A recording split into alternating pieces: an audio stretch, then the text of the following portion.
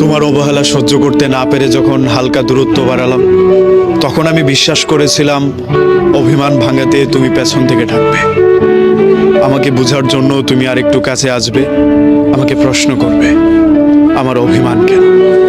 কিন্তু আমার ভাবনাগুলোকে তুমি ভুল প্রমাণ করে দিয়ে আমার থেকে দূরে সরে গেলে। আসলে আমরা সবসময় যা ভাবি তা হয় না, তা হওয়ারও না, এটাও আমি জানি। কিন্তু আমার ভাবনাগুলোকে তুমি নিতান্তই ভুল প্রমাণ করলে। আমি ভেবেছিলাম আমার অভিমান কাটানোর জন্য যেহেতু আমি আড়ালে চলে গিয়েছি, তুমি আমার রাগ ভাঙাতে যাবে। কিন্তু আমি এটা ভেবেই ভুল করেছি তুমি আমাকে পেছন থেকে ডাকবে।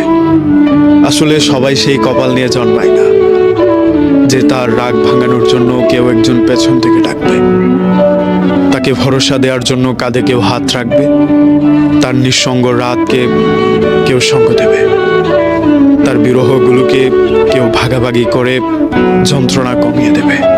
একটা সত্যি কথা কি জানেন, যারা আপনাকে হারিয়ে কখনো আফসোস করে না, তারা আসলে কখনো আপনাকে ভালোই বাসেনি। তাই সব মানুষের জন্য কষ্ট না পেয়ে নিজেকে ঘুরে দাঁড়ানোর আরেকটা প্রস্তুতি নিন। তবে এটাও সত্য, সব কষ্ট কষ্ট না, সব দুঃখ দুঃখ না। কিছু কিছু দুঃখ মানুষকে শেষ করে দিলেও কিছু কিছু যন্ত্রণা মানুষকে নতুনভাবে ঘুরে দাঁড়াতে সুযোগ করে দেয়। এই সুযোগটা আমাদের কাজে লাগাতে হবে। যে আমাকে খুব করে ছেড়ে গিয়েছিল, নিছক কারণে যে বন্ধু আমাকে অপমান করেছিল, একটুতেই যে আমার সাথে অভিমান বাড়িয়ে আমাদের সম্পর্কটাকে গলা টিপে হত্যা করেছিল, তাকে দেখিয়ে দেওয়ার জন্য হলেও আপনাকে আরেকবার সুযোগ নিয়ে চেষ্টা করতেই হবে। এই চেষ্টাটা আপনি আপনাকে প্রমাণ করার জন্য, এই চেষ্টাটা আপনি নিজেকে ঘুরে দাঁড় করানোর জন্য। আরেকবার চেষ্টা করুন, নিজেকে আরেকবার ঘুরে দাঁড়ানোর জন্য সুযোগ করে দিন। তবে আপনাকে এটা মানতেই হবে, জীবনে আশা যত কম, শান্তি তত বেশি। অতিরিক্ত আশা করা মানুষের জীবনে বিপত্তির সীমা থাকে না।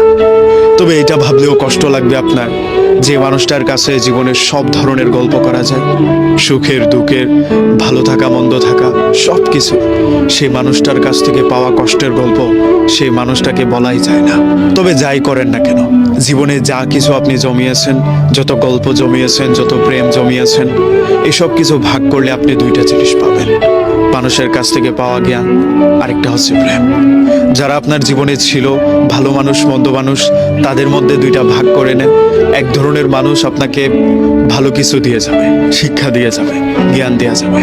আরেক ধরনের মানুষ যন্ত্রণা দিয়ে গেলেও তারা আপনাকে অগ্রিম কিছু এড়ান দিয়ে যাবে। এগুলো আপনার জীবনের মোটিভেশন কিংবা প্রেম হিসেবে নিতে পারেন। এগুলোকে ভালোবাসেন বলেই আপনি সামনে এগিয়ে যাওয়ার অনুপ্রেরণা পান। এগুলোকে সঙ্গে নিয়ে আপনাকে বাঁচতে হবে।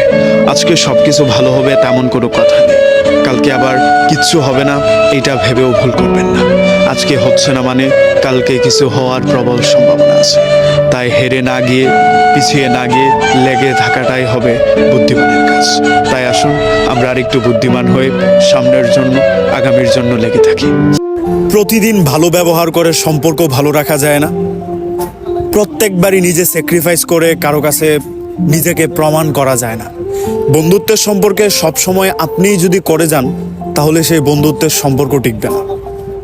আপনি কিছু করছেন মানে আপনার অপোজিটের মানুষ, বন্ধু, প্রিয়জন, তাদেরও কিছু করতে হবে। একা এফোর্ট দিয়ে সামনে আগানো সবসময় সম্ভব হয় না।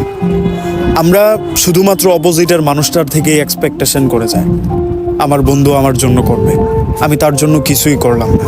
আমার প্রিয় মানুষ আমার জন্য পুরো পৃথিবী কিনে দিতে পারে, কিন্তু আমি তার জন্য কিছুই করতে পারি না।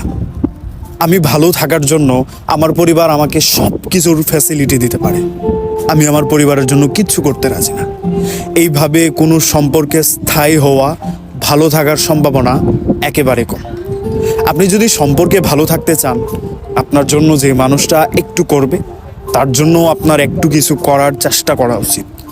একজন মানুষ আপনার জন্য কান্না করলে আপনি তাকে অ্যাটলিস্ট সান্ত্বনা দেওয়া উচিত। নাওয়া খাওয়া বাদ দিয়ে একটা মানুষ আপনার একটা কাজের জন্য দৌড়ালে তার জন্য অন্তত একটু সহানুভূতি দেখানো উচিত। আমরা আসলে ভীষণ স্বার্থপর হয়ে যাই কিছু সময়, আমরা ভুলে যাই মানুষের জন্য কিছু করতে। আমরা ভুলে যাই একটা মানুষ আমার জন্য কতটুকু করলো সেইটা চিন্তা করতে। এগুলো ভুললে হবে না। আপনাকে অবশ্যই মাথায় রাখতে হবে, একজন মানুষ কখনোই একেবারে ফ্রি থাকে না। একটা মানুষ কখনোই আপনার জন্য সবসময় রেডি থাকে না। সে আপনার জন্য কিছু করে দিচ্ছে মানে তার ভালো খারাপটা একটু না একটু আপনার দেখা দায়িত্বের মধ্যে পড়ে। মানুষ মূলত মানুষের মায়ায় পড়ে। একজন মানুষের বাস্তবতা যখন মানুষ বুঝতে পারে, তখন মানুষ মানুষকে ছেড়ে যায়, মানুষ দূরত্ব বাড়ায়, কষ্ট হলেও দূরে থাকতে চায়। আপনার কথা শুনে কিংবা আপনার প্রতি আগ্রহী হয়ে একজন মানুষ কয়েকদিন আপনার সাথে খুব ভালো সময় কাটাতে পারে, কিন্তু যখন বাস্তবতার সম্মুখীন হবে তখন আপনাকে ছেড়ে যেতে 2-4 বার সে ভাববে না। আপনার অবস্থান ভালো দেখে যেই মানুষটা আপনার কাছে ভিড়ল, আপনি আর্থিক অসচ্ছলতায় পড়লে সেই মানুষটা আপনাকে ছেড়ে যেতে সপ্তাহখানিক সময় লাগবে না।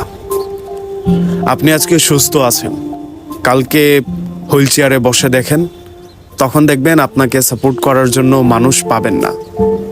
আপনি এখন কান্না করলে যতগুলো হাত আপনার চোখের জল মুছে দেওয়ার জন্য আসে, অর্থনৈতিক অবস্থানে আপনি নিচু নেমে গেলে তখন সেই হাতগুলো কেউ পাবেন না। আসলে মানুষ মানুষের অবস্থানকেই বেশি ভালোবাসে।